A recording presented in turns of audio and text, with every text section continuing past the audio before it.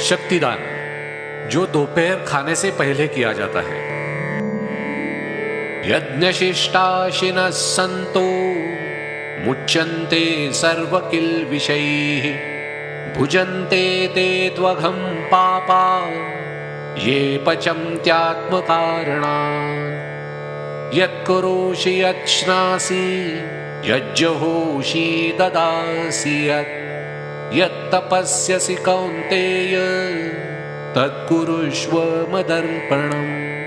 अहं वैश्वानरो भूत्वा प्राणिनां देहमाश्रितः प्राणापानसमायुक्तः पचाम्यन्नं चतुर्विधम्। ॐ सहनाववतु सहनौ भुनक्तु सह वीर्यं कर्वावहै तेजस्विनावधीतमस्तु मा विद्विषावहै।